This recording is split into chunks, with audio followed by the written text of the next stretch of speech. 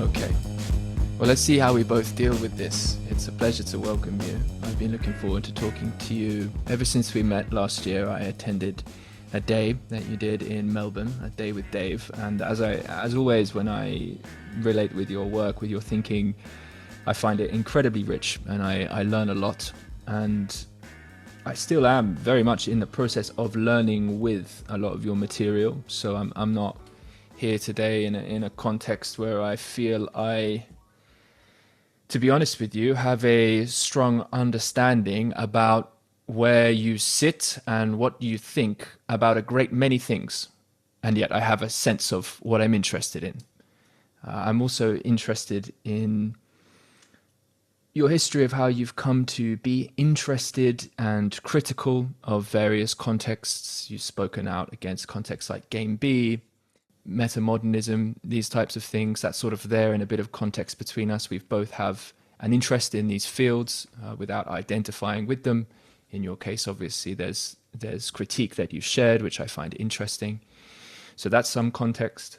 I'm here with a lot of interest to speak and to see through your perspective and to engage in some dialogue, perhaps about the relationship between humanity and technology in our moment, how you relate to notions like emergence and, of course, complexity in relation to the civilizational project, right? Where we find ourselves and how to orient in relation. I care about what you care about. I'm interested in that. I'm interested in what you're dedicated to, all these kinds of things. And I'm interested in your views on and your experience of praxis and a real history of work engaging in change processes and in managing complexity as you speak about it.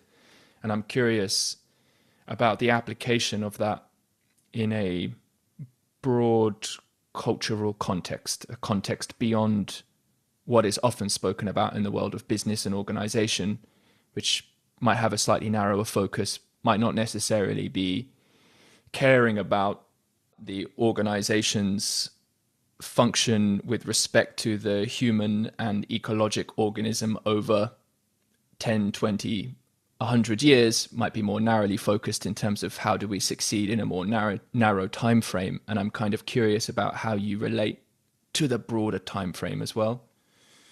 So that's kind of what I'm bringing in. And if I was to just ask, one, I'd like to ask what's interesting to you about any of that. But two, just as a way, perhaps if you'd like to introduce yourself, just in terms of what you care about, why you're interested to jump on a podcast at all. What is it that you want to, what is it to deal with this, something like that. I left IBM about 20 odd years ago now to create a company which is now called the Cynefin Co. Before that, in fact, before IBM, I was in IT for probably about 10, 15 years. And before that, I worked in a variety of World Council of Churches type work. That was the first time I came to Australia back in the 70s. Yeah. So I graduated in physics and philosophy. That combination is important because we now take a natural science approach to things.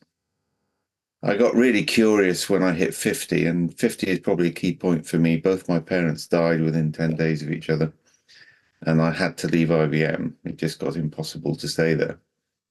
And the Singapore government came along, and basically we got a contract to build their risk assessment horizon scanning system.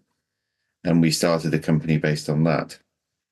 Now, the company's principles are really important, and that would explain it, right? So we use natural science as an enabling constraint, which means that we don't say you can take and to be honest, most people, when you talk about natural science, still come off a 19th century concept of what science is, right? So it has changed substantially.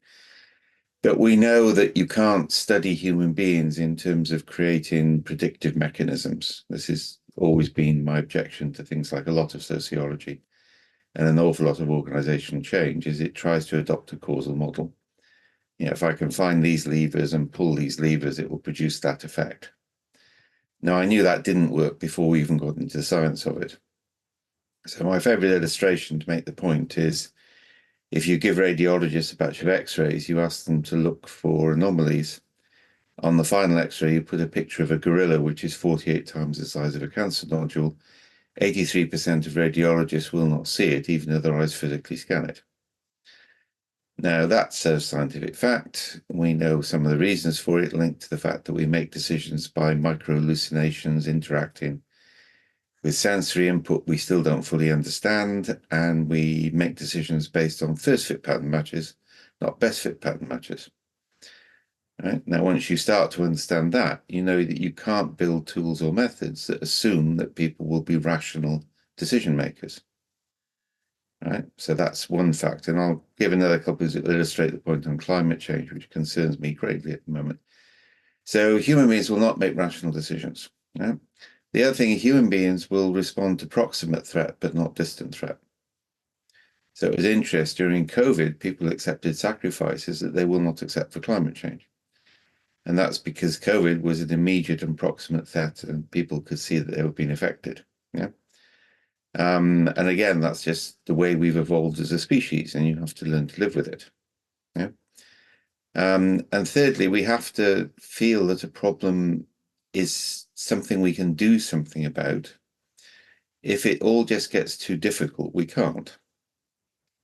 So, I mean, I was at a conference in Finland lately, and Nora Bates and I did a fireside chat, which we thoroughly enjoyed doing together.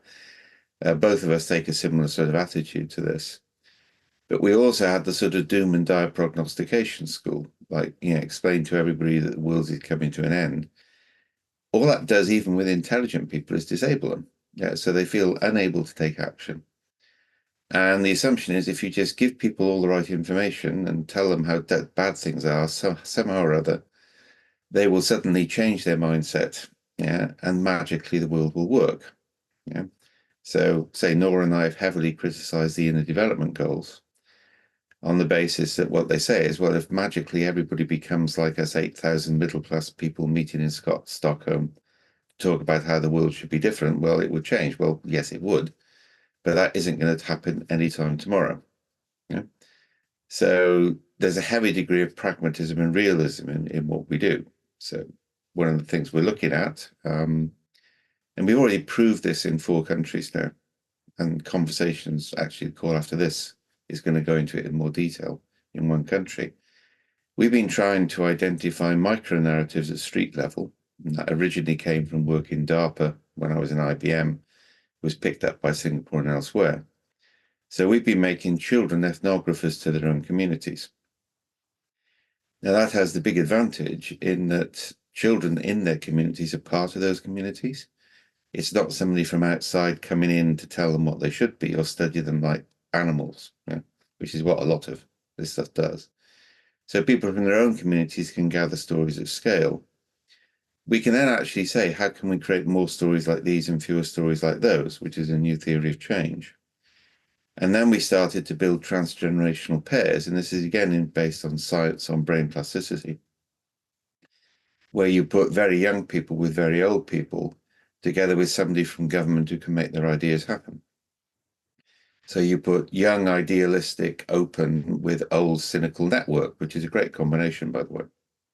I call it grandparent syndrome, in that grandchildren will tell things to their grandparents they won't tell to their parents and vice versa. And those can start to initiate small changes at a local level. And we've proved that in several cases, rather than some grand government plan to change everything based on a universal program in 2 years' time, which sounds good for the press. Yeah. You're better with 100 small micro-generated attitudes. And what those will do is change what in complexity theory is called the dispositional state of the system, or the substrate in physics. Yeah. And until the dispositional state of people's day-to-day lives supports the sacrifices needed for climate change, no politician will do it. So you can, berate everything, you can have as many international meetings as you want, you can set the targets you want. But as long as people are working on effectively a 3-5 year electoral cycle, people have got to make micro sacrifices at a local level and see the importance. And once you've got a critical level of that, the dispositional state has changed so that people will accept the wider change which is needed. I've gone on about that a long time, but to me, that's really important. And the same applies in organizational change. And this is a key complexity message, you start with where people are, not where you would like them to be. Yeah, and you don't tell them they've got cognitive biases, because actually, I mean, Klein and others, rightly, I think, argue there are no such thing as cognitive biases. They're heuristics which have evolved because at a species level, they save us energy. So let's work with them rather than try and pretend they're not there. Right? And that enlightenment model of the rational decision maker, if only you give them the right information. Oh, and by the way, if they don't pay attention to it, you hit them with it harder and harder and make it worse and worse. That just isn't the way that human beings evolved to make decisions. And we want to achieve genuine change, whether it's in an organization or society, and genuine change comes bottom up. It doesn't come top down. Yeah, thank you. One question coming to mind. I'm curious if you could explicate a little bit more about what you mean by dispositional state of the system. Maybe I'll ask that first. Okay. It's also known as a substrate in physics. Yeah. We've developed a mechanism called S-Dry mapping, which is one of three techniques we use to explore the dispositional state, right? Affordance comes from biology, so it basically says what is afforded to you by the environment you're in. So you can have a plan to create a cactus farm, but if you live in a paddy field, it ain't going to work, is one way to put it. Yeah. So we look at three things when we look at dispositional state. One is we map the affordance landscape. Yeah. So what is actually possible within that environment? And a lot of this stuff comes from constructor theory and theoretical physics, as well as the biological aspect. So what is possible in the environment? What are called counterfactuals, things which are counter to the facts, so they can't change. Or maybe they can't change until something else happens first. Yeah. And then we focus on micro actions to effectively change the energy gradients of the system. To put it simply, you want the energy cost of virtue to be less than the energy cost of sin. And at the moment, generally, it's the other way around. We also look at the narrative patterns. This again comes from the sort of children and the work, and this also links three things. So in Deleuzian epistemology, what is called an assemblage, that's a bad translation of the French. It's better to think about an ensemble, or bricolage. So it's a pattern of things which have come together but are changing. And that's a strange attractor in complexity theory or a trope in narrative theory. And the stories we tell in the societies we live effectively create downwards causation. Deleuze talks about lines of flight linked to fruit. How do you escape from these patterns? And you can see them with people like Trump. They trigger and sustain those patterns. So one of the ways that you can manage that is to deterritorialize it, because what happens is that pattern of narrative is territorializing the space so that people can't escape it at scale. Yeah, and I remember the first time I came to Australia, Aboriginal activist was killed next to me. We went to the police and we were told it was only an Abo. And that was a dominant narrative in the 70s. Yeah, it was only 10 years since you guys agreed that they would be registered as human beings on the census. So, those are narrative structures which people fall in with because it's the energy cost of falling into is less. So again, if you look at what we're doing with things like, transgenerational pairs, micro-narrative, and this is a key thing from complexity theory, we're changing the granularity so that things can combine and recombine in a different way. If you try and tackle a big problem, it's too strong. Yeah. If you make it a lot of smaller things, then you can start to do something with that. And then the third area, which we're currently working on, which is agency. And we're looking there at distributed decision making, because if people make decisions as individuals and they're difficult decisions, they suffer a loss of stress. Whereas if you look at the history of humanity, you look at medical units or military units, if you make decisions in role combinations, there's no stress. So we're now starting experiments with distributing money into communities based on their ability to assemble role combinations, and to spend small amounts of money very quickly. And we can use algorithms for that as one of the good uses of technology, so that real investment can follow things which are working rather than people who say they can do something to change something. There's a general adage in the development sector, for example, that the people who are good at applying for grants probably shouldn't be given them. I mean, that's slightly ironic, but that's the way it is. So that's called 3A. So we're looking at affordance, assemblage, agency, and then starting to make changes in those, and this is complexity theory, and then seeing how the landscape changes. And if it changes in a positive way, we move quickly to reinforce it. If it changes in a negative way, we move to disrupt it. So we're managing the substrate. And the final point on this, the point I always make, is if anybody's got teenage children, they already know this. This is how you manage teenage children. You manage the environment in which they're in. You don't try and manage problems directly. You manage them obliquely. So that's what we mean by dispositional state, is you have to prepare the ground before you decide what plants, and you have to understand what the ground is before you can plant in it. Yeah, right. It's all coming back to me. Yes. Now, this does cause a problem for people brought up in a North, and I call it North Atlantic. It's not West or East. Yeah, it's a North Atlantic. It's a Northern European, North American focus on individual and focus on an Enlightenment model of rationality. Yeah, and that is part of the problem. I mean, it made huge scientific progress, huge progress in terms of condition of humanity, medicine, everything else. But the trouble is it's based on presumptions which we can't support anymore. So you've got to change that dispositional state. And it's quite interesting. I've done work in indigenous communities in Africa and Australia over the years. They actually have profound scientific understanding, but they don't express it in Northern European scientific terms. And so the languages are different. So, for example, in Welsh, I'm Welsh, right? We have no possessive pronouns. In Welsh, you can't say, I own a television. You can just say, I am with a television. Now, that linguistic form tells you a lot about what is actually still a tribal society in terms of the way it works.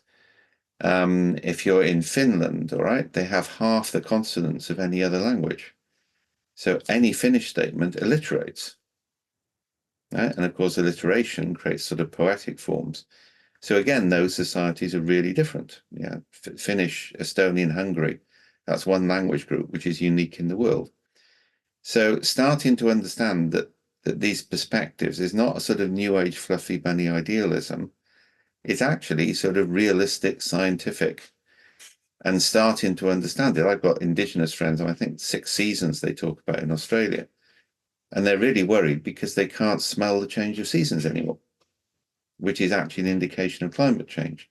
And that's not mystical mumbo jumbo. Yeah, that's actually a sensory system that we don't fully understand yet. We're starting to understand, for example, that smell partly determines whether you trust somebody or not. And by the way, the Finns have a lovely phrase for this. I can't remember it, but it means the distance you keep between somebody so it doesn't matter if they smell badly. I mean, they have lovely phrases like that, right?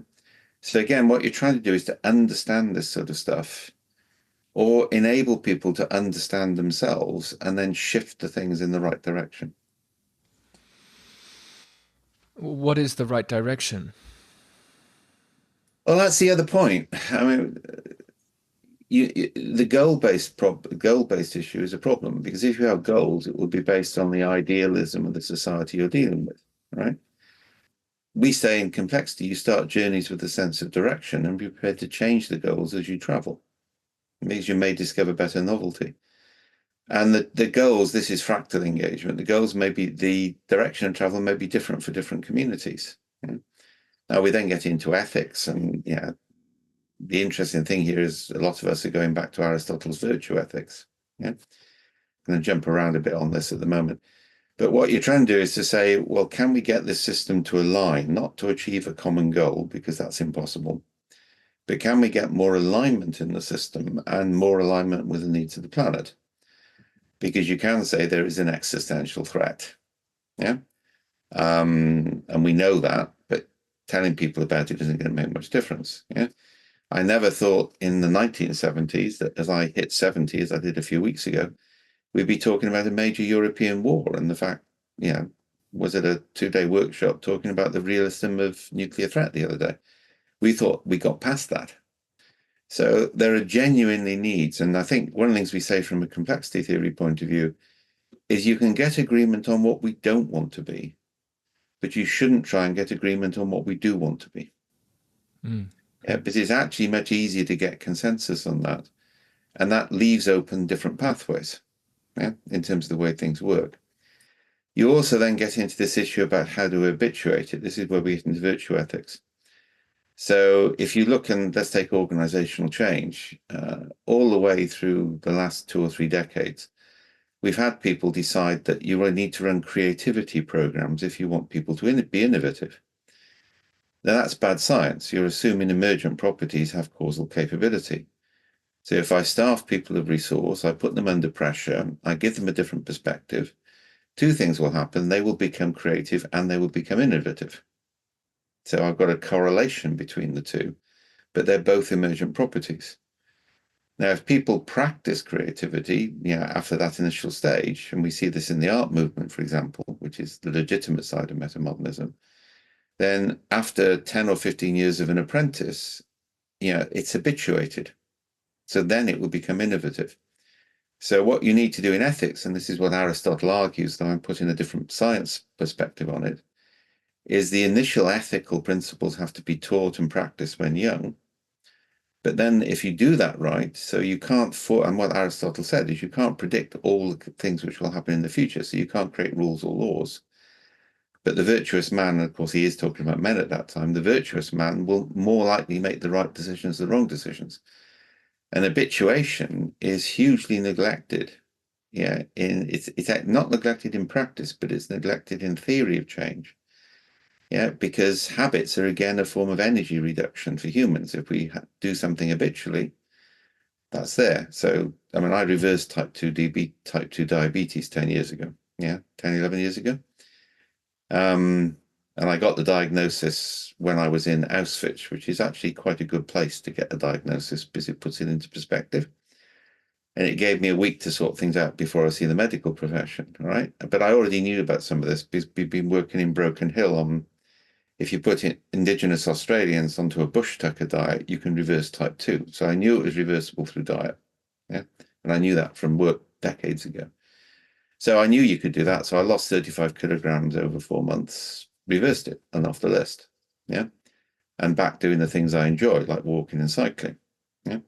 But it took about a month for the eating patterns to be habituated and not difficult to follow. Yeah. And that's the other point about climate change or about organizational change. Yeah, you have to habituate things into the system. You have to make them easier. And this concept of energy reduction is key. And this is constructor theory as well from Deutsche. Whatever has the lowest energy gradient, that is probably going to happen.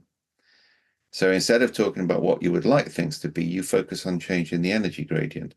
And yes, as a government, you take responsibility for making some decisions. You can't avoid that in the human system. But the negative agreement is very important because it leaves open different pathways. Yeah, and that brings to mind to me what then quite naturally becomes, you might see it as a different proposals, different poetic efforts at painting a forwards picture, and those can be accepted or rejected. Nevertheless, there's that movement. Yeah, I mean, and it can work. I mean, the trouble is the people who are really good at projecting forward projections, if you look at history, are normally demagogues and tyrants. Absolutely. So maybe that's not the best way to go. Yeah. Well, but I'm not. Yeah, well, I mean, not suggesting it as like the process ends there. More like being in relation to that as a dialectic, in the same way we are in conversation, right? Because I agree with that, even but I when you think say in the it's micro level and it's distributed. understood, And yeah, that's the key thing. understood, and in the context where you say, okay, through habituation from a young age, the more virtuous person maybe is more likely to make the right decision. There's still this notion of right, and it's still at some Yeah. level, even appropriate. It's still okay this way, right? This way and not this way. And then we're talking about, well, what is it to relate with difference of proposal, a difference in way. I know, a part of the work you do is in navigating difference in opinion, right? Disagreement, perspectives that aren't necessarily coming together. That was the other part. There's many others too, but that was another part of your work that I found quite interesting. Different structures of relating to difference as that difference that comes through in communication. Could you speak to any of that? Yeah, and remember earlier I was quoting Aristotle. I actually think you can, the most important thing is to make sure people don't do the wrong things. So I think it's much easier to get consensus on what the wrong things are than to get consensus on what the right things are. So I'd make that as a general point. Yeah. I think it's also important that people work things out for themselves increasingly as they get older. So, for example, some of our work, we say presents narrative and gets people to interpret it, and then we show them how other people have interpreted the same narrative and say why it's different. Yeah. And by the way, again, we can do that algorithmically. We're trying to remove from facilitation from the process. Yeah. So it is why I don't like the sort of dialogic methods, because they heavily rely on a facilitator and they're not naturalistic in the sense of being part of a natural process of dialogue. So, for example, one of the things we're looking at the moment is to find through micro-narratives through school children stories about problems which are common to people on different sides of a political boundary. And then again, algorithmically, we can allocate funding to people who can assemble role-based groups from across that boundary, and we're not explicit about the political difference, to work on the problem together. Because if you work on the problem with somebody who you've been told by social media to demonize, and you can see you agree on the problem, you can have a conversation about your political differences in your own time and context, rather than having to have that facilitated. So again, we're looking for distributed, and they are dialectical processes, right? You don't want these things to be, you're trying to break from dichotomies into dialectics always, right? But you're trying to make that something which is a distributed function of people's day-to-day work, not something which requires workshops, facilitation, which is nearly always imposed by somebody from an external culture. So one of the big criticisms, for example, from anthropology about participative action research, which is really well motivated, is that it privileges people who match the culture of the facilitator. And you can see that in the big, government labs, in the projects in Chicago and elsewhere, is you end up privileging the people who match your expectations. That was my point on the development goals. So the solutions to the problems the world faces, and it is a polycrisis, please don't call it a meta crisis, please don't call it that, are actually ones that we don't fully know yet. We know some things. We know it's too late not to involve in geoengineering, so we need that under some sort of control. We don't want billionaires deciding to send up a rocket and scatter aluminium in the atmosphere, which is a danger, right? So there are things we've probably got to do, and some things are contingent. We should focus engineering the effort, for example, on refreezing the poles. That's now an engineering problem, now not a scientific problem. And doing that would give us some more time to sort out the other issues. But the real solutions are going to come bottom up, and we'll recognize them with the benefit of hindsight. But we can't work them out in advance. And that means mass parallel experimentation to find out what those solutions are, not a limited number of workshops or the sort of, I would call it admonition politics, which you see. Yeah, not quite sure. I haven't heard that term before, but otherwise, I think I'm tracking you. Yeah, I mean, as an approach, that sounds right to me. I I certainly believe in. Well, it's it's interesting. When I as I invite people into a lot of dialogue, right? And you could call those, we call them sessions. I mean, it doesn't really matter. Get together, right? Never call them workshops exactly. And I don't think about myself as a facilitator, although, you know, I've been tempted once or twice to include that somewhere on a LinkedIn bio because that's what people recognize as the kind of thing that in principle people get paid for. But in general, if someone is involved in interaction and they're part of the process, hey, they're not sitting, the idea that they're sitting above it entirely and they're not part of that alchemical cauldron, it's never felt to me quite right. Although at the same time, I'd be curious then to ask you about, let's say,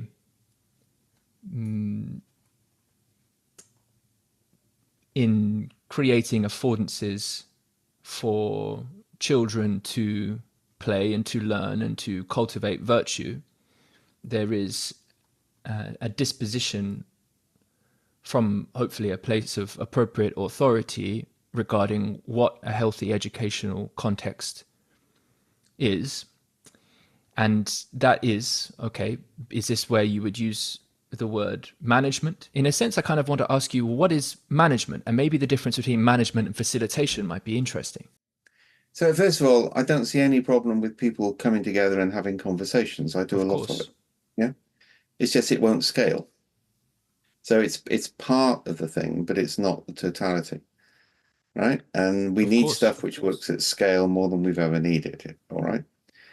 So that's kind of like one aspect of this. And I think also process of discovery is important. So give my favorite example. When I went up to secondary school at the age of 11, and that was the period where we separated people in the UK. You passed the 11 plus, so you didn't pass.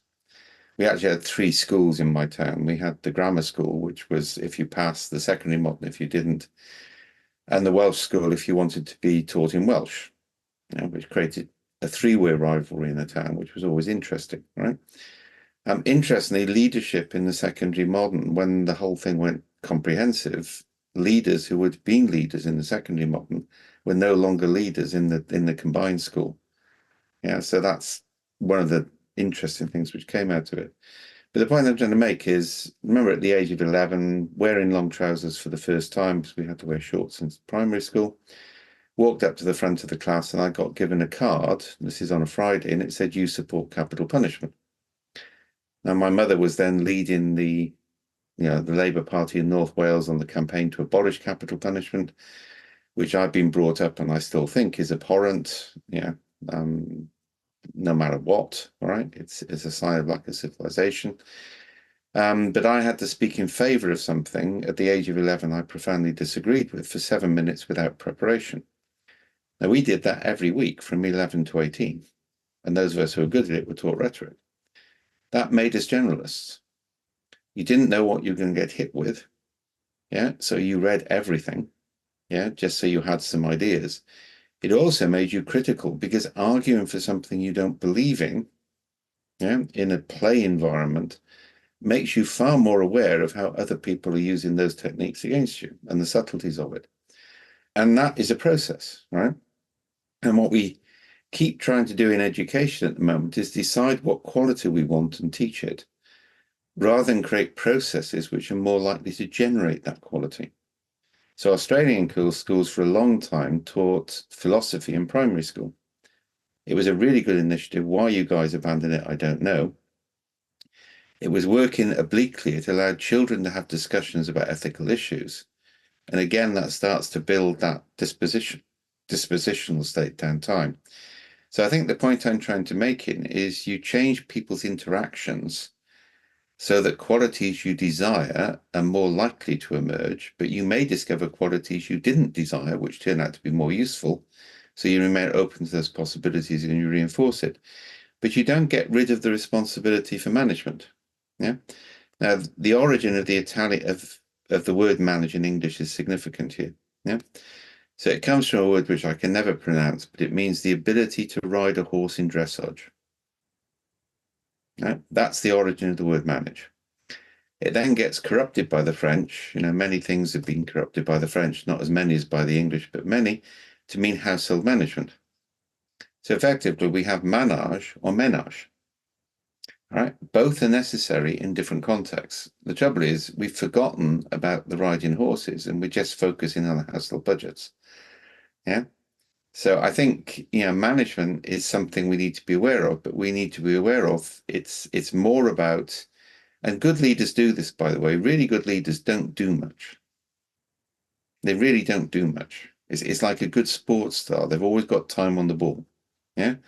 Because what they're really doing is stimulating the system. Yeah. And then responding when things happen which seem to be beneficial and disrupting when they don't. And that is complexity management. Yeah.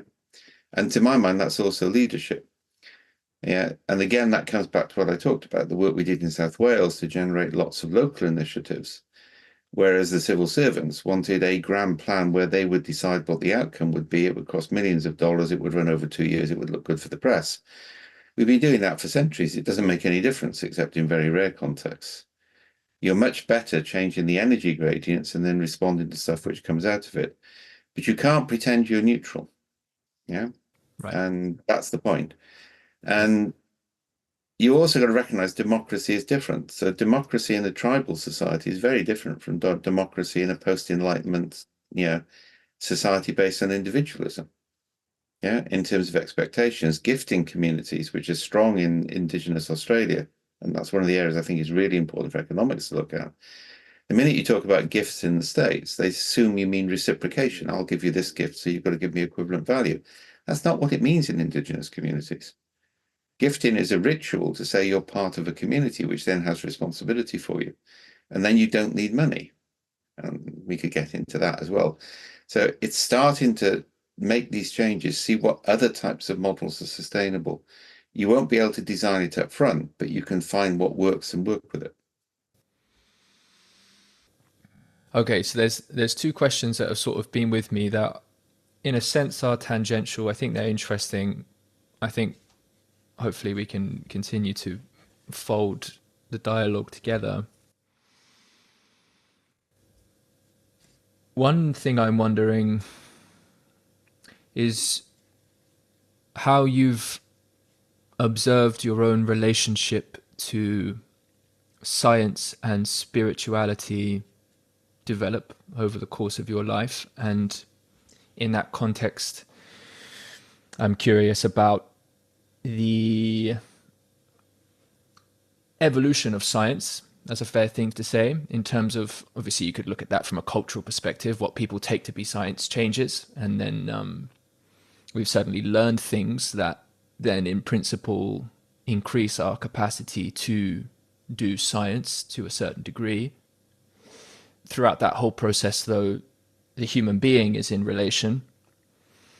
And I suppose an example might be at a certain point in one's development, perhaps in adolescence, one might believe that it's possible to know all things or figure it all out in some more naive sense, and perhaps over time develop a sense of humility, but perhaps through that process come to engage closer to the pulse of what is known and what can be known and these types of things. There's something about that that involves a kind of metabolization and cultivation of character that I think we could use spiritual language to speak about.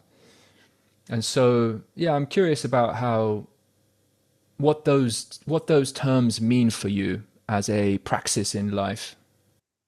I think what they've become to mean is problematic, all right? So when I was growing up, my father, though he was a veterinary surgeon, was a frustrated carpenter. All right. He'd originally been apprenticed to be a carpenter. His father was a farmer. His father was a really nasty piece of work. All right. Yeah. Got a bad vet spill, went down to the school and said, which of my children is bright enough to be a vet? And dad was unapprenticed as a carpenter and sent to Glasgow Veterinary School. Right. So my life would have been different if it wasn't for that. But that meant I got taught to be a carpenter with him in the garage. We made 3 boats together. I started when I was 5 and carried on till I was 16 or 17. That meant I knew I didn't know everything. Yeah. And craft does that. People forget craft. Right. Yeah. And the sort of apprentice models of learning that teaches you very early on that you don't know everything. Yeah. And you have to observe things. And yeah, I still remember the day he left me in the garage and allowed me to do something without supervision. It's a treasured memory. Right. So I think we've lost some of that apprentice model, yeah, which actually creates the right sort of humility, not the wrong sort of humility, the false humility. Secondly, if you look at the history of religion, and there's people now in evolutionary psychology who are arguing that science, and there's the scientific argument now, is that religion is inevitable. It's part of what we are as a species. Yeah. And interesting, the first ever paper I wrote, which got me into severe trouble with the Vatican, was that Marxism, Hinduism, and Catholicism were ontologically identical, so could be combined. Whereas Protestantism and capitalism were ontologically incompatible, so should be rejected. And I still sort of go along with that, if I'm honest, in terms of the way it works. And I wrote a blog post on this recently. I would probably been succumbed to the Pelagian heresy in the Middle Ages, partly because I can't stand Augustine. I mean, the old adage, by the way, is that St. Paul takes the worst of Christ, Augustine takes the worst of St. Paul, and Calvin takes the worst of Augustine now. So if you're into theology, you'll get that. If not, you won't. But the Pelagian heresy was to say that there is something other than us, but we've got to take responsibility for the world. Yeah? And you can see that in other traditions. Yeah. I think the trouble is that, and also if you look at the history of science, the Catholic Church was as responsible for the generation of science as it was occasionally for the suppression. Yeah? The suppression of Galileo is not for his scientific achievement, but for actually him using it to attack the church in public. The science was encouraged, if you look at Bellarmine. Yeah, you should carry on with this because it's really interesting. So we tend to get into, and that sort of story of opposition really goes back to Descartes and Cartesian dualism. And Descartes was partly doing that, as Mary Midgley pointed out, to avoid, the danger of being burnt from heresy. Yeah. But if you look before the Reformation, the church provided a balance between nation states. It was another authority in the system. Yeah, just war theory, which I lecture on, inhibited war. Right? It was realistic. It said we are going to go for war, so we have to have rules, and people generally followed those. Not in the current climate, but all the international treaties at the moment are based actually on just war theory from the Middle Ages. Yeah. So we need to understand that religion tends to reflect the society we're in, but generally moves us in a slightly better direction. So, the medieval monasteries were the main source of medicine and employment. The medieval church allowed people from a working class background to become bishops and have power. It was a form of social mobility. And there's a key point in the history of the West called the Synod of Whitby. So in the Celtic church, the primary unit was the abbot and the local chief. So it was a distributed system. Whereas in the Roman church, it was the king and the bishops. And there was a major fight at the Synod of Whitby about the date of Easter. But the real fight was about which model was going to come through. And I think the Celtic church had a better model. It was more distributed. Yeah. But the point is, religion is part of what we are. If you look at Richard Dawkins and look at his website, he's got testimonies of people who became atheists after he preached. As Mary Midgley pointed out, he's created a new religion called scientism, right? And, people are adopting, Old Testament prophet type garb and beards to try and have that sort of context, all right? This is crazy. We just do it. I think what we need to do is to recognize that religion is part of how we create meaning, right? But we need to stop the privilege. So one of the things I think which is a major problem in Australia, England, and North America is what I call faux Buddhism. It's kind of like the assumption, this is the magical, mystical East. I mean, noticeably, it's always emphasized by gurus, which is not what Buddhism is really about, right? So it's that sort of leadership model. You see this with people like Ken Wilber. You can see it with a lot of people, kind of like, this is the new movement and I am the leader of the movement. Yeah. And that I think is inauthentic spirituality, if I'm honest. All right. Karl Rahner, who I studied under briefly, brilliant concept of you have to get around to the Vatican restrictions, talked about the anonymous Christian. And basically said everybody was actually a follower of Christ. They were just authentic to their local tradition, which was a classical bit of Jesuit causedry, because it basically said all religions are valid in their context, and we should stop seeing them in that way. So I think religion emerges all the way in all societies to express something, and you can't avoid it. Yeah, and you shouldn't. But you need to be authentic to your own tradition, and you need to, when religion became doctrine, which is what happened with the Reformation, that's when the bad stuff starts to kick in. Yeah, when it's a permeated part of what we are, that's when it's valuable. Would you say that if we take globalization and, in a sense, the internet and digital as something with many similar properties to the notion of globalization, it's fair to say this is disruptive, transformative of the contexts in which we live and participate. Certainly an addition. Social interaction takes place in a different medium, these types of things. How do you think that's influenced I the... think they're different problems. I think globalization, well, I mean, the early forms of globalization were imperial conquest. Mhm. Yeah. And, I'm Welsh. We're England's oldest colony. We'll probably be their last colony if we ever get independence. All right. And interestingly, they practiced empire on us. So every time the English invaded, they had more Welsh troops fighting for them than English troops because they exploited local differences between Welsh chieftains, which is how they conquered India. Right. So that's globalization in terms of taking people's raw materials. And you can see this happening at the moment. All right. So the Chinese have been very successful in helping people in communities so they have access to their mineral wealth. Yeah, that's their strategy. They don't try and change the ideology. Whereas the American and English empires tried to change the ideology as well. But all of those were extractive. So there's a thing on globalization, which is good and bad, but it's like the slow food movement and the eat food which comes within 5 miles of where you live. Yeah, and that's seasonal advantage, and that's a shift we know we've got to make. And COVID helped us make it, to be honest. And international supply chains are breaking down. Yeah, but I say there's a real problem on that. I think Britain is going to lose. I can't remember the percentage, but it's a very high percentage of its crops this year because of flooding and climate change. So sustainability becomes an issue. So there's a balance on that which we haven't explored properly that we need to look at. The internet has been an unmitigated disaster in many ways. So a friend of mine in the Canadian Mounties had a good way of saying it. He said it used to be every village had an idiot and it didn't matter because people who knew who the idiots were. But now the idiots have banded together on the internet to legitimize idiocy.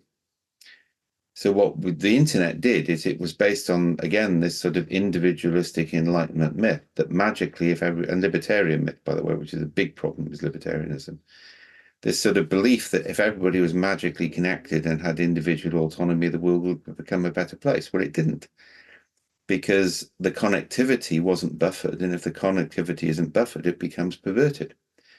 So now people can't escape hate clusters on the internet, right? So that lack of understanding of that, but it was based on an ideological assumption, which also underpins neoliberalism and capitalism, that somehow or other individual choices will always produce the right result. Yeah, whereas anybody from Africa or Latin America, Southern Europe, the Celtic fringe of the UK just doesn't get that. Yeah, because you've got obligations. Your identity comes from the community of which you're a part and you grew up in.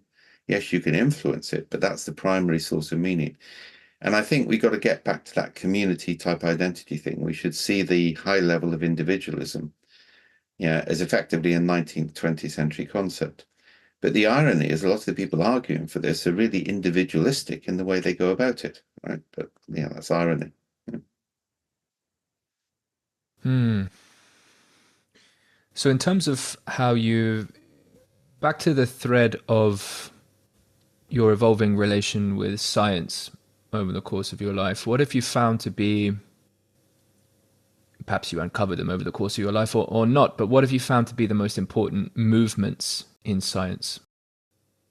I think one thing physics teaches you, because we only know, with dark matter and dark energy, we can only account for about 4 or 5% of the universe anyway. There's an interesting theory at the moment that information may be a new type of matter, which means it has mass and momentum. That I'm looking at, that really is interesting. But physics kind of like teaches you about the things we don't know more than the things we do know, and we can only discover them indirectly. Biology is going down the same route. Yeah. So it's becoming information centric. It's moving away from taxonomies. Yeah. Molecular biology rejects taxonomies, which sort of dominated 19th century science. So I think the most interesting movement in science, which you've seen in physics most of the time, all right? Apart from odd little things like string theory, you see it increasingly in biology, you've always seen in chemistry, is basically the concept that the world is messy. I call it messy coherence, right? and it's not neat and tidy and ordered and structured, and that there are multiple, unassumed consequences. And some of the examples like epigenetics, which actually means we now know what actually Darwin said was going to be the case, that Lamarckianism was correct. Darwin in his notebook says culture must inherit it. We just don't know the mechanism. But the neo-Darwinists, so we now know the way that culture inherits.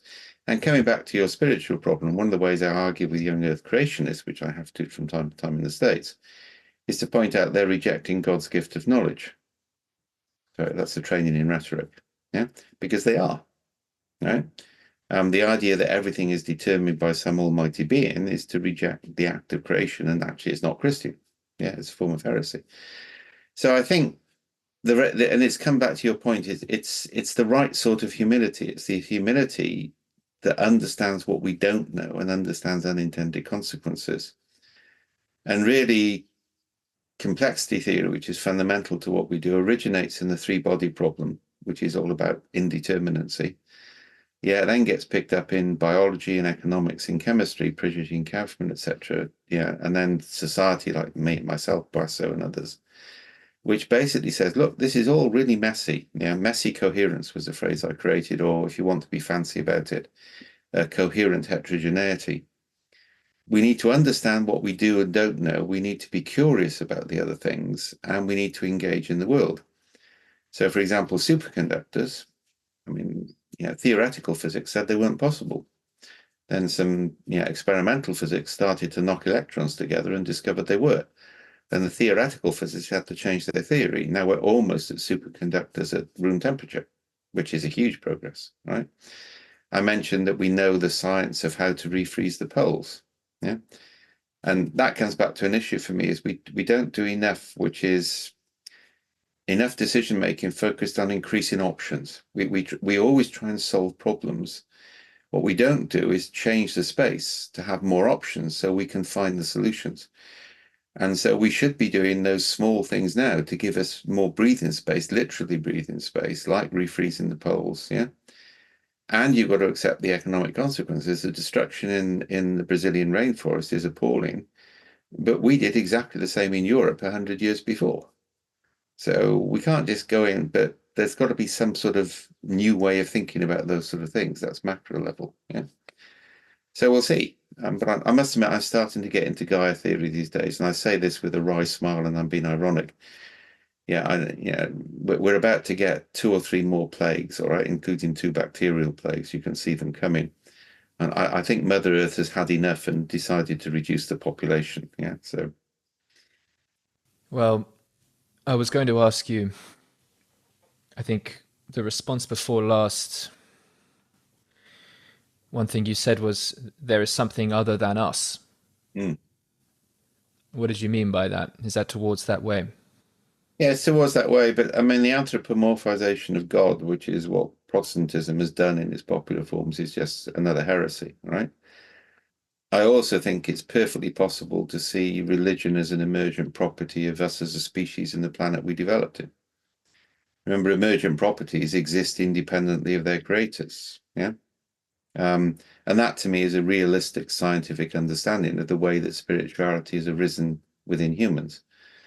All right. And I don't buy this organized religion v spirituality thing. That's a libertarian atomistic type concept. Human beings organize.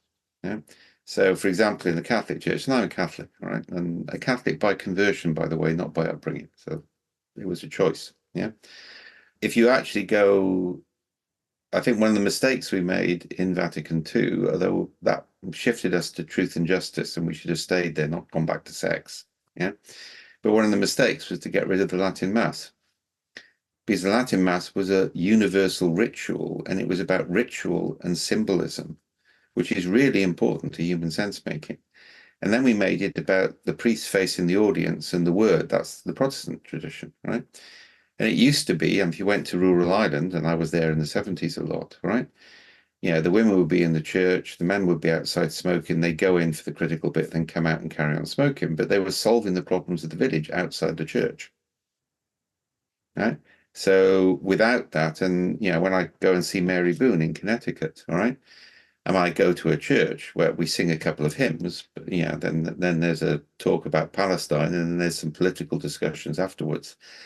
Yeah, that's what religion is about. It's about ritualized bringing together of people, yeah, on a distributed basis.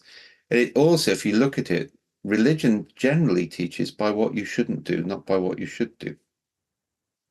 Or it asks paradoxical questions. Yeah, I mean, the famous one is Christ, render unto Caesar that which is Caesar's. Yeah. Or if you look behind me, that red cross, that's a gaping void cartoon. The statement on that is same cross, different nails. It's one of the best cartoons he's ever drawn. Every time I look at it, I have to think about it. What does it mean? Right? And that's what we do. We ask religion asks paradoxical questions. It connects people at a local level. It sort of defines some things that you don't do. Right? That's just war theory again. So it changes the substrate by changing the energy gradients. But it's not goal based. It's not determined based. It's not this is the right way. Yeah, it becomes that when it becomes a matter of doctrine. And I think that was a big mistake. Mm. Well, I'm not going to be able to spend too long if what I'm about to say becomes historical scholarly disagreement. But, and it's only really a minor point, it would seem to me that there's been instances in, for instance, the formation of Christianity. Scholars have spoken about the various, what were referred to as pagan rituals, many of which people argue were adapted in various ways. That's not the point I'm making, but there was wide scale suppression and destruction of various traditions around the Mediterranean associated with use of sacrament. People argue about altered state type experiences, various things. Would it be fair to say that the impulse towards doctrine has been present with us for a longer period of time, and you're identifying a particularly important historical manifestation, or are you saying that No, something I'm different? saying these things are evolutionary. So, yeah, yes, I mean, virtually everything you can see in the Catholic Church was actually adopted from a pagan society and assimilated. Yeah. So the seasons, the celebrations actually linked in with Celtic spirituality, for example, and we can see that. I don't see anything wrong in that. That says the thing is evolving. Yeah. Totally. There's one of the great what ifs in history is the Jesuit astronomers had got the Chinese emperor to agree to do a Constantine. They'd fused Confucianism with Catholicism. Now, if that had happened, the world would be a completely different place, but the Dominicans found out and the Jesuits were suppressed. So that concept of bringing things together and taking the best of things and recognizing reality, that's been part of the evolution of religion. And I see nothing wrong in that, right? I mean, Not it's at all also, critical. it's kind of like the way it's happened, all right? And sometimes it's gone in the wrong direction. So a friend of mine, Belinda Scott, who's a vet, who writes novels, all right? Really worth buying a novel. She got this wonderful series on Boudica, who was Celtic. Yeah. And then from that, she develops into Rome. And the Rome novels are brilliant because St. Paul becomes Paulus, who's kind of like an evil Roman infiltrator trying to destroy Christianity to make it an institution and destroy its early ideas. And I'm very sympathetic to that, if I'm honest, right? I never liked St. Paul.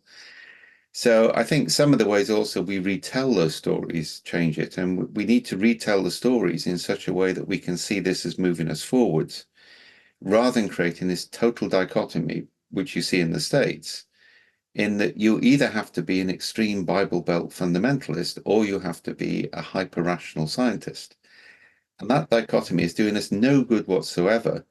And trying to replace it with new religions or faux Buddhism makes it even worse. So You how do can't you design a religion. Religions evolve. You can't design them. mm, mm. Yeah, right. Okay. How do you relate to the interplay between evolution and the perennial? You explain what you mean by the perennial. It seems to me that not only do some things reoccur, but let's say the nature of finitude itself, we could say tragedy, suffering,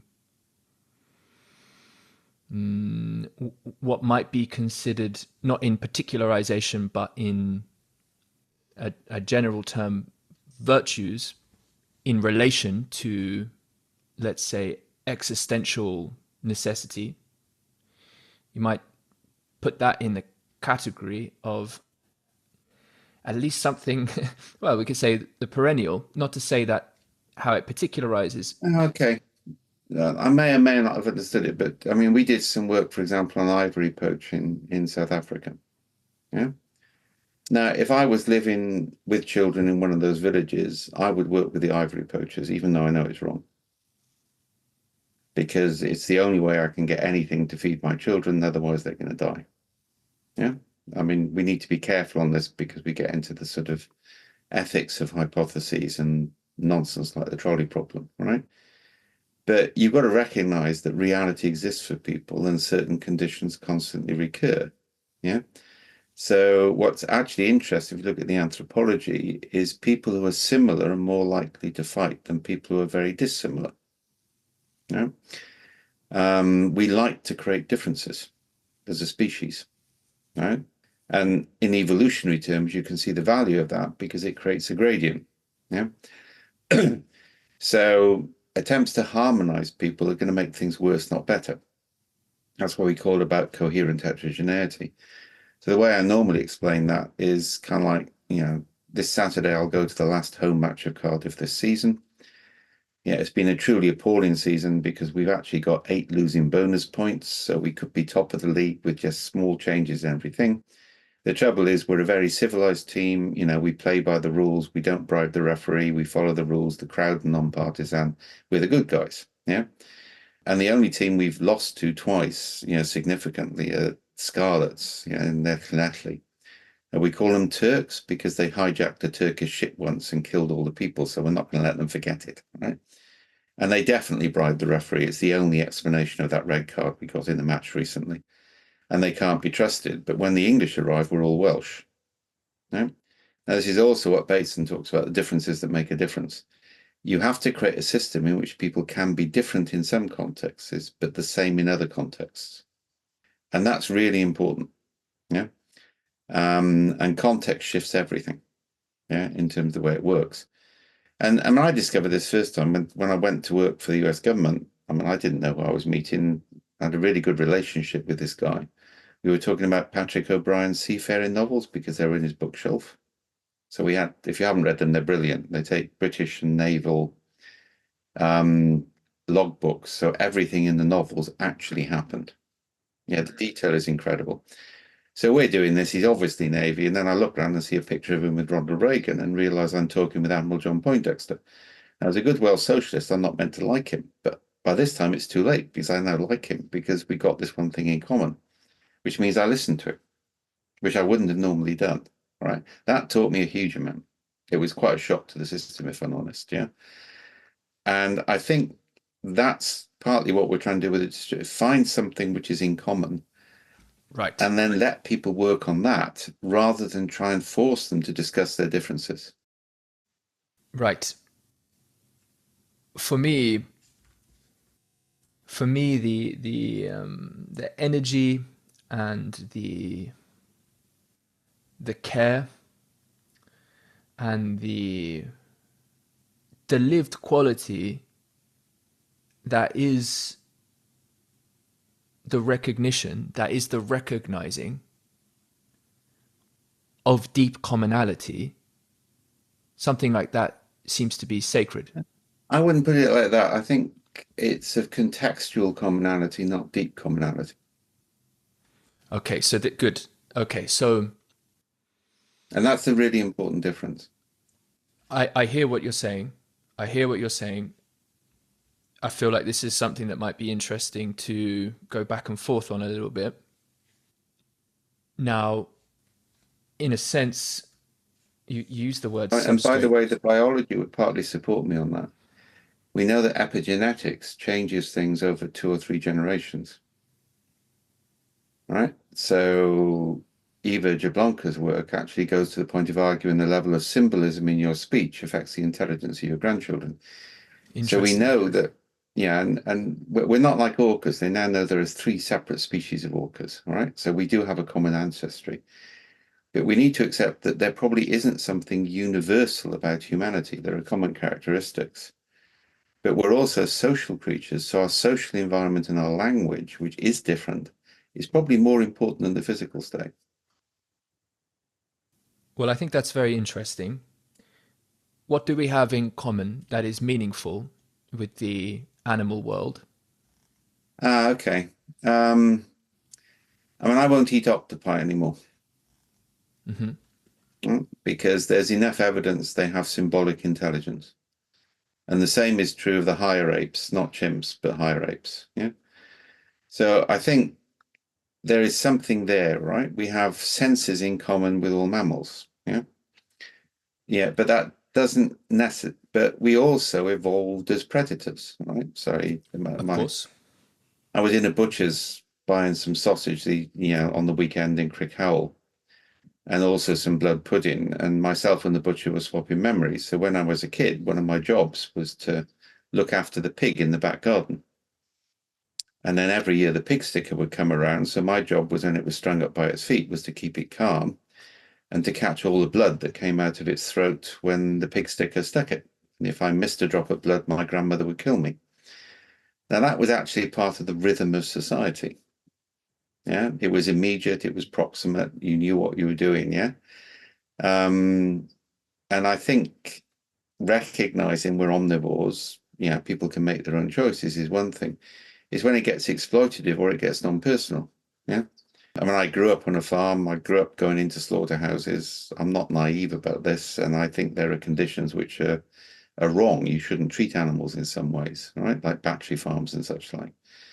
And we can change that practice, but we also need to recognize that we're one species in a body of species, and we're linked in with the planet. I mean, I've been talking about this with Tyson and others in Australia. We need a peace and reconciliation process with the planet, yeah, as much as we do with each other. All right. So, but I don't from that get into panpsychism, which is complete and utter nonsense. Yeah.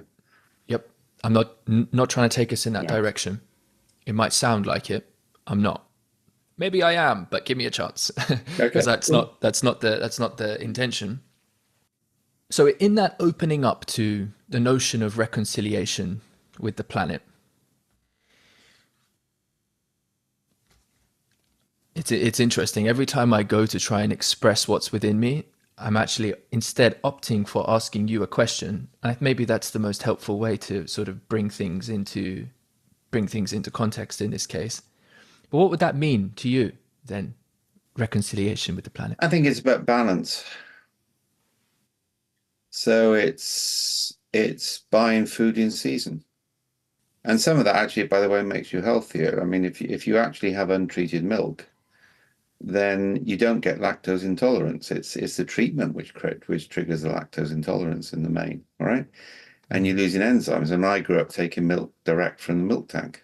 But at the same time, one of the things we did in Britain, which was a lot of sense, all right, is we eliminated brucellosis and tuberculosis.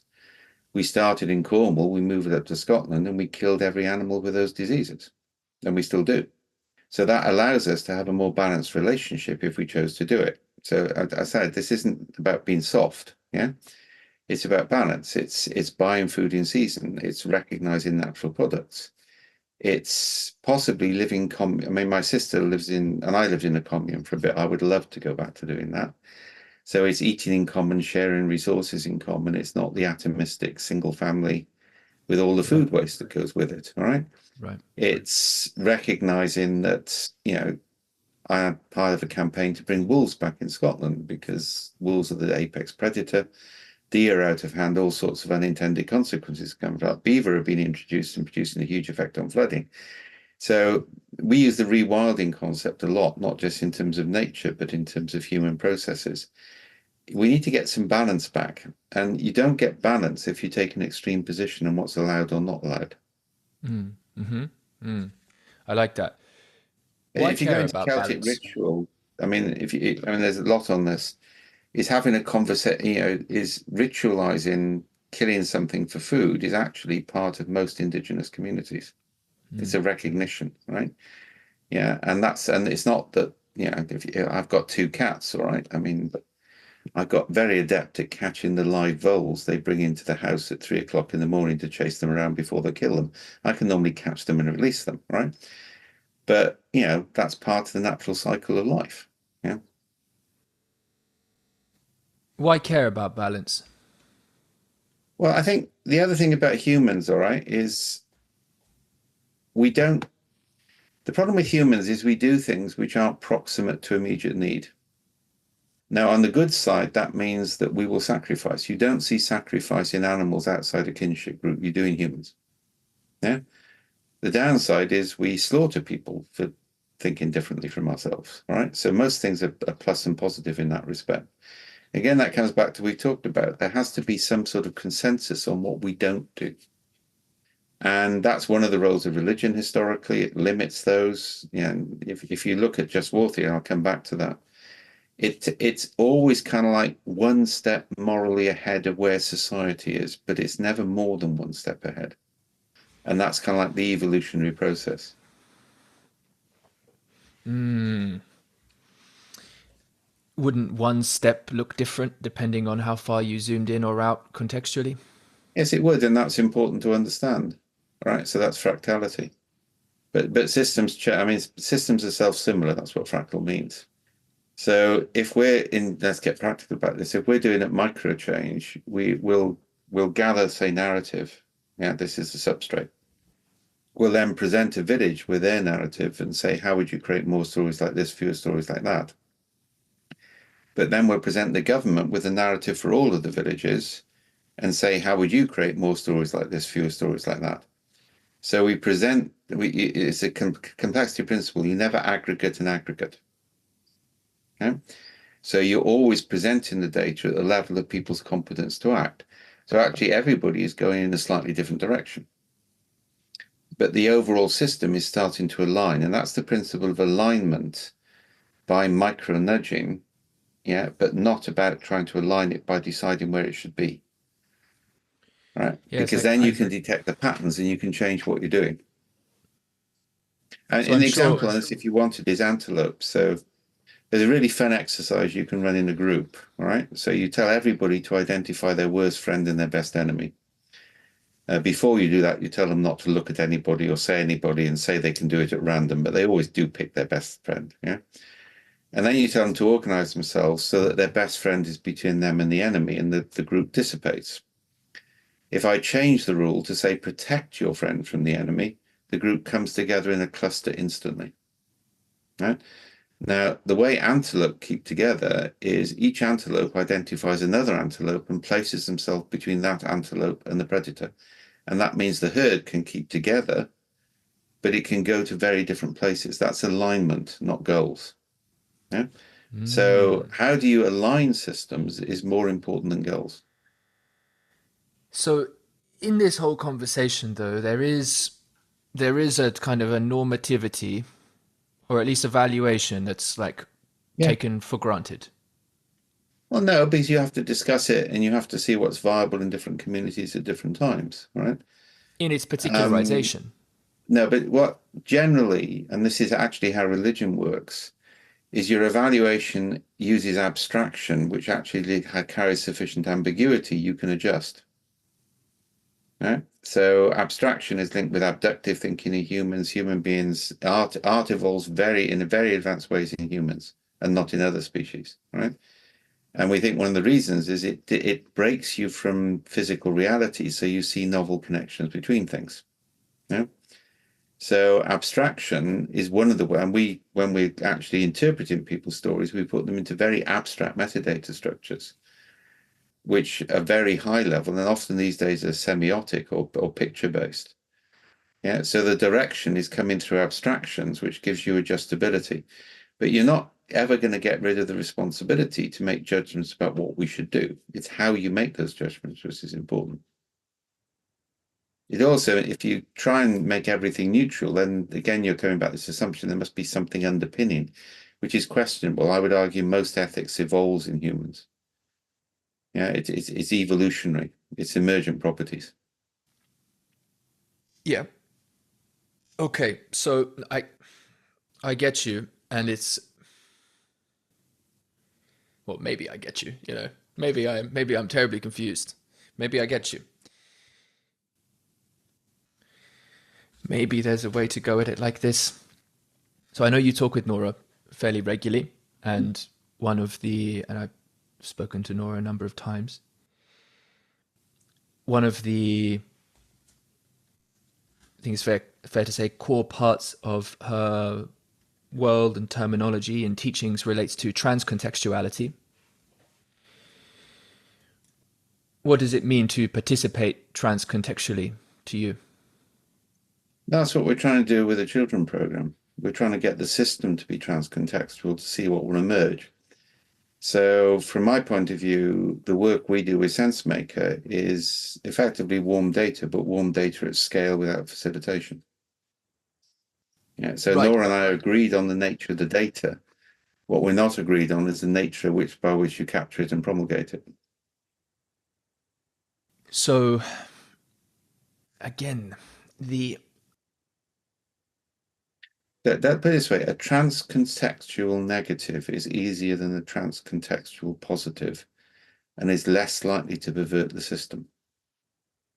So most religions have a thou shalt not kill in them of some type or other, but with qualifications. Yeah. We could do with a transcontextual is thou shalt not destroy your environment. Yeah, that's kind of like what I'm interested in is how the hell do we generate that? Because we won't do it by telling people we need it. We'll do it by them seeing it in their local context and that changing the space. Yeah. Does that make more sense?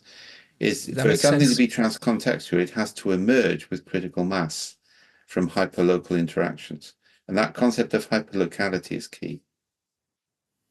So so obviously I said was mean what does it mean to participate in transcontextuality? You took that to the systemic level. Yep, There's let's do something that. that, and remember we had this aspect of the conversation where you pump the brakes on panpsychism, and I'm not here to put Mm. that forward, but I am interested in the phenomenology of, as it this is what we're currently on. This is called voicecraft, this project. You mentioned the importance of craft in relation to humility. You mentioned it in relation to that. And it seems to me that we can speak, we can communicate, we can listen, we can engage in conversation, in seeking understanding in a manner that cultivates a strength of capacity to be aware of where we can speak from more or less strength, more or less appropriate touch with context in relationship. But I think, first of all, you've got to recognize different cultures have different ways of doing this. Yeah? Yes, So in the culture I grew up in, the debating was actually part of the culture. Welsh families will beautiful. tell you this. We have to explain to people coming from outside, if we argue with you, we like you. If we're polite to you, we don't, right? So the way in which you do this can change by different cultures, right? Agreed. I'm And not trying to impose. What I was yeah, saying is like was just one point of what's going to be a multi-part expression. So I'm with okay. you. I agree with you. But I'm only saying that just so that we don't go too far off the road, because I, for instance, relate to your mode of discourse as profoundly interesting, and I believe and feel your interest and care for the process of understanding. Right? That for me is not in question. I am a little interested in the limits of the praxis of learning to communicate only by virtue of, let's take positions we don't necessarily agree with. I think that's helpful, but I think there's also a cultivation of, what is actually truthful for me to express here. Again, that's like not from perspective of rhetoric, right? And so, but it's not either or. It doesn't have to be either or. No, it doesn't have to be either or, but I also think you Human beings change primarily through interaction, not by conversation. The conversation then reflects it. If you want to change people, you change the way they interact with each other. Well, I feel like I'm incorporating the notion of interaction in. That's why I've been trying to use the word communication, and some people prefer. I just mean what it is for us to interact, and we can. I don't. We can get up and do a dance, Dave. Do you know what I mean? We can incorporate all lots of elements. I'm not trying All to problems can be solved narrowly by define. interpretive dance. There are internet memes about that. I'm not trying to. I'm not trying to narrowly define or control what it means to communicate or interact. Not trying to do that. Yeah. Yeah, and but what I mean, I'm not disagreeing with that. All right. So Hmm. I've been involved in discussions which are political or theological, which are not debates and are designed not to be debates. All right. So there are different linguistic forms you use in different contexts. All right. Right. And you need to be able to adapt those very quickly. All right. The danger is we don't understand cultures which are different from ours, but we can actually sit down and plant some crops together. And then the conversations will emerge, right? So that concept of doing small things together and conversation linked to activity to me is key on the sort of things we're both talking about. It's and my opposition to some extent is the idea that inner reflection will change the world, but I don't think it will. I think, there's space for some people to do that. It's the contemplative orders in the Catholic tradition, but it's a minority activity. It's not a majority activity.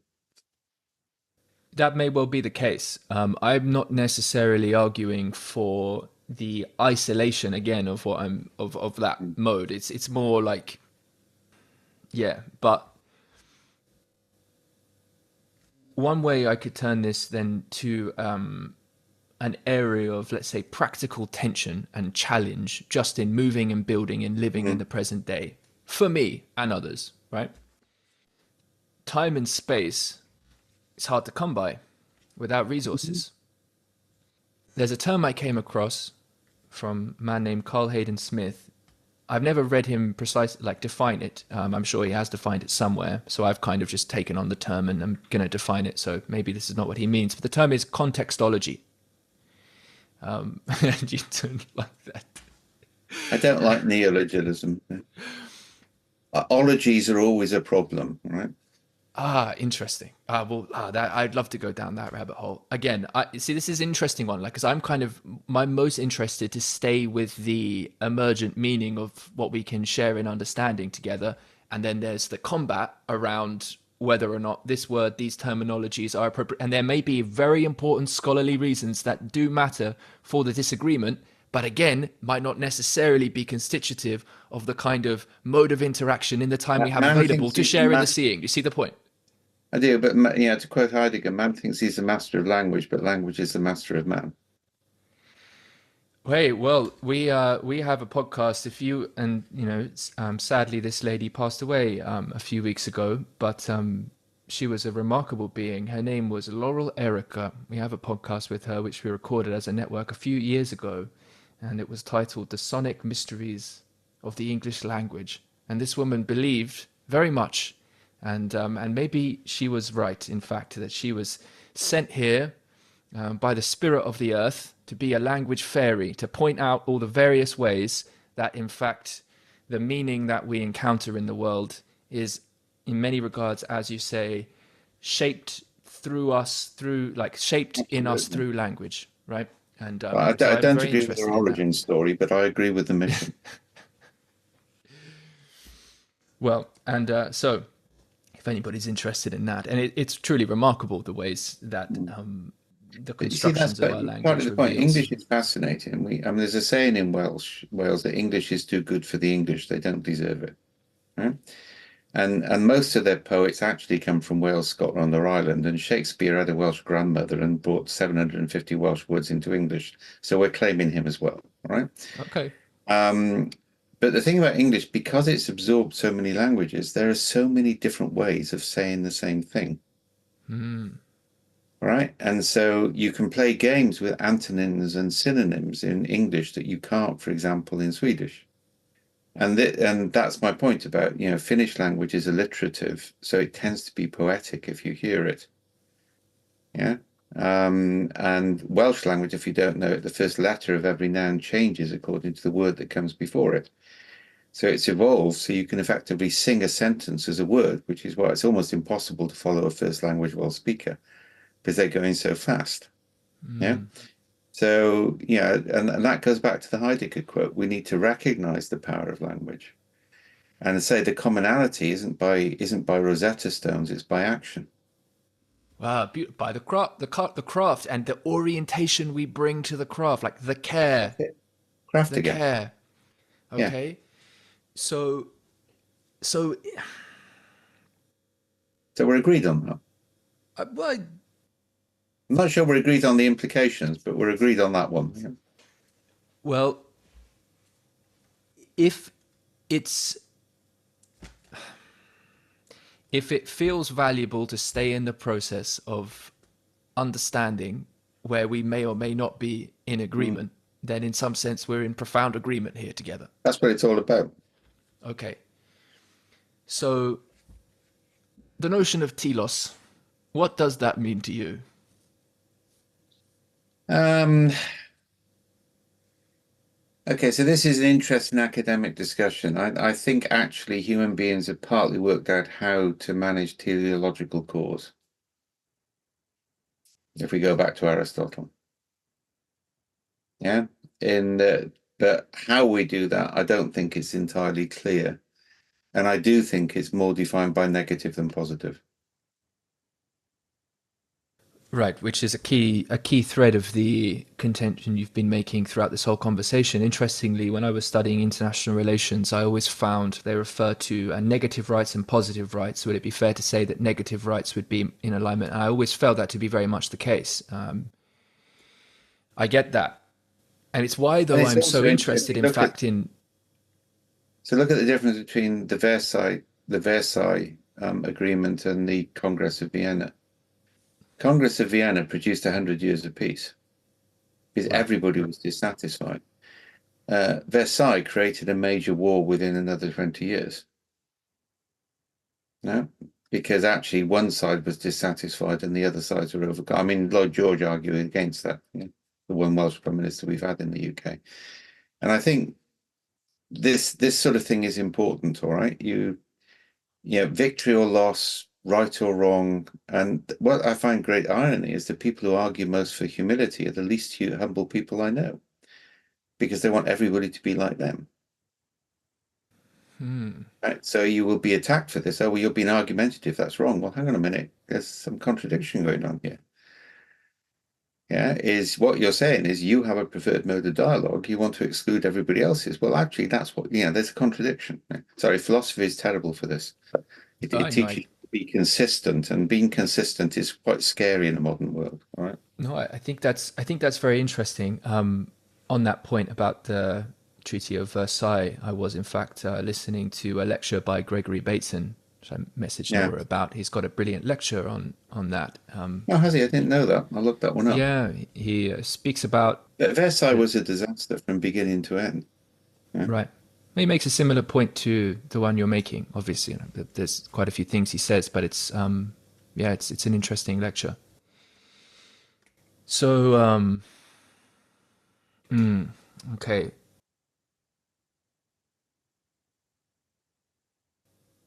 You got much time for the mystical, Dave? Yeah. Okay. Important part of what we are as humans. Yeah, beautiful. And actually, it's also linked with ritual. But I Right, mean, mysticism can happen walking in the mountains on your own. right. I mean, walking down a mountain at sunset can be magical in the sense of because it's a type of abstraction again. But equally, I mean, I used to go on a retreat every year to Ampleforth, yeah, and just take part in the offices, that sort of rhythm, yeah. Right. And that Yeah. that's the point of it. But now that's probably an emergent property of human interaction over time. I'm cool with that. Yeah, no problem. There was Well, it's how brilliant long is the BBC. time? How Well, there how was wide a time are we talking about? there was a really scary BBC horror thing called The Stone Tape. And it argues that silicon can record human experience, and that explains ghosts. It terrified me when I was a kid. because it was a scientific explanation, i.e., horror imprinted on the stones faster and would be replayed if it was stimulated. And that was interesting because it made that point about the landscape and the involvement and that sort of thing. So we can create things, yeah. And I blogged about this recently, actually. I thought I'd better honest to it. I mean, my daughter and I were convinced for years there was something in the back garden. We could feel it when we came back, and it wasn't nice. Mm. And then she got one of her friends to exercise it, and it hasn't been there since. Now, I can't explain that, but I can talk about the way human beings invest meaning in things. Right. Yeah. And Right. I think, yeah, and one of the things that science does teach you is we don't understand all the senses we take account of yet. Right. We really haven't understood it fully. Yeah. Right. And so some people may be sensitive to memories, and memories can be held in various substrates.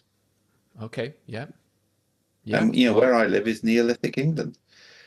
We got Avebury, we got Silbury Hill, we got everywhere around here has had people treading it. And this is the mystical centre of the UK. This was a religious centre, for 6,000 years. And that has some influence on a landscape, and it has influence on human interactions with it. So I think you can say that without getting into sort of new age fluffy bunnydom, which is a place to be avoided. Yeah. let's put all the fluffy bunnies to the side, eh?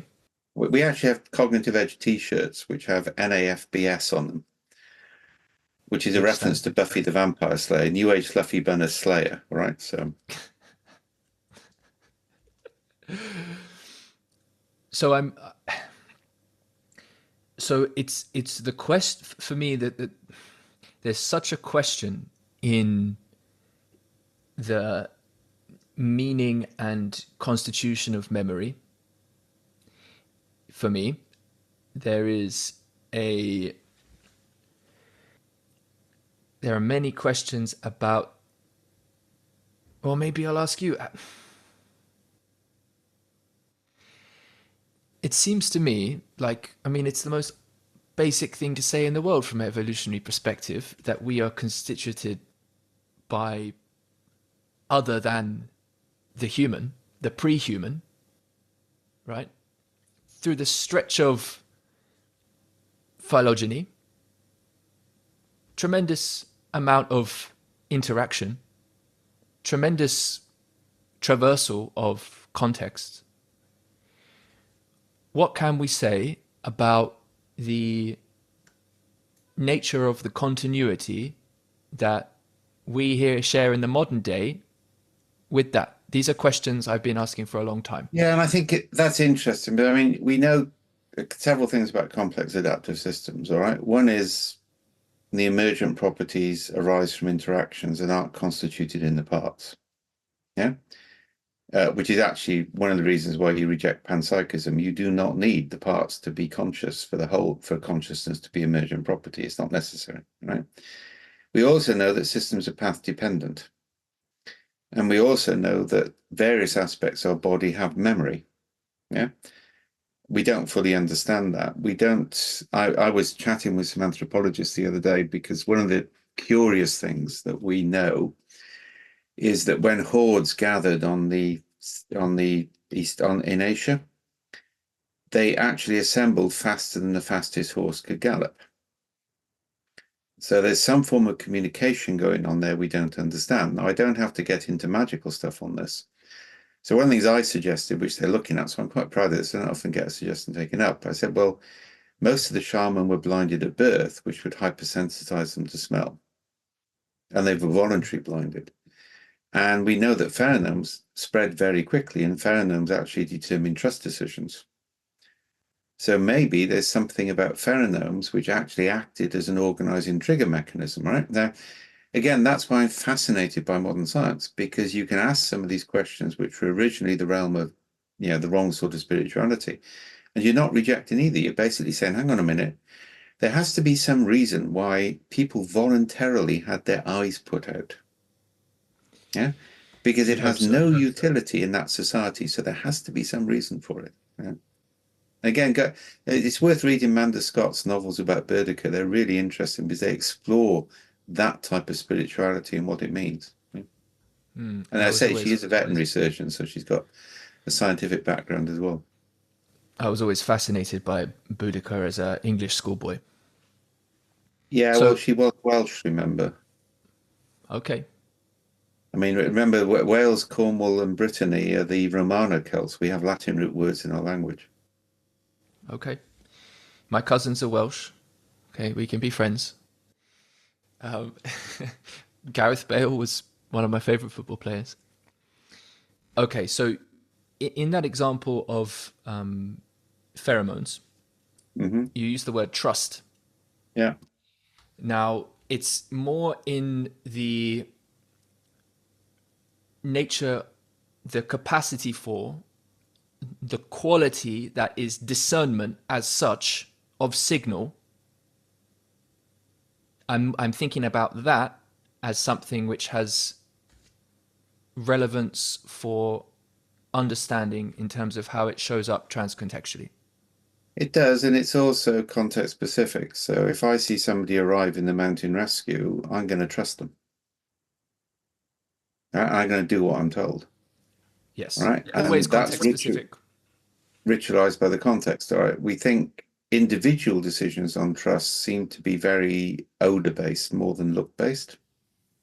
Yeah. Mm. And that may be familiar spells. All right. In terms of the way things work. So there's more to communication than we understand. Trust, the way I'm defining it, is the ability to go with something without validation, which human beings like to do because it saves us energy. So it's not some mystical quality and it's not some ethical quality. It's actually an efficiency quality. You know, kids need to trust their parents. We need to Well, trust policemen, which we don't anymore. Yeah. but if efficiency as a heuristic is Well, and critical to, energy minimization, all of evolution focuses on reducing energy cost. if this is necessary for life being as such to exist in cosmos, then is that not, are we not, is this not just speaking about the very depths of mystical connectivity just with different language? It's just saying it is, all right? I mean, nobody's denying. I agree with you. Mysticism is part of what we are as a species. Now, whether if evolution took a different pathway, it would have been, we will never know, but it is. I mean, actually, I disagree to some extent with Hume, as a lot of complexity people do. Can be an ought. Yes, I that would be an interesting conversation to have. I think I share with you enough understanding to agree, and that's sort of in line with what I'm suggesting, that the but what I'm wanting to point to is that it seems to me that we can cultivate like a capacity for discernment. We can know Yeah, in ourselves what it is. I mean, in part, know thyself, like it's philosophy quite as such. difficult after you reach your 20s, How much of biologically. that is contextual? Okay, well, No, actually, that is partly biological. So you don't see racism in kids till they hit puberty. Then everything starts to lock down after that because you've got to adopt the prejudices of your tribe. Opens up again at the sort of grandparent stage. So it's why we try and work with people around puberty, because that has the most capacity for change. And also, for example, kids can have more influence on adults than other adults. Yeah, particularly if they're related. So I think you need to get realistic about this in terms of, and again, everything we're talking about is, what do you do at scale?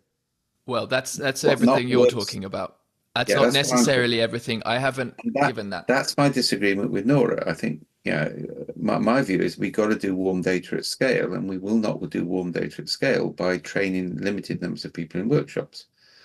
And we have disagreements about that. We agree on things like abduction. Yeah. No, I hear you, and I think it's a like I'm very interested in that conversation. I'm not here putting myself on one side or another of it. You know, what does that make me interested in facilitating a conversation in relation? That's all good news. Yeah.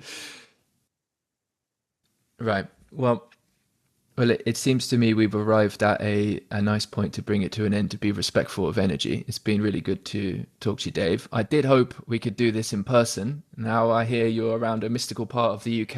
I'm even more interested, so you'll have to forgive me I'm back in if I bother Australia in you again. August. So, Okay, yeah, August, eh? yeah, I think so. August, Okay. September. Well, let's I'm see. definitely in New Zealand. Yeah, I would love to continue. yeah. I big appreciation for your work. Thank you for sharing your time and energy. Good to talk. Thanks, All Tim. right.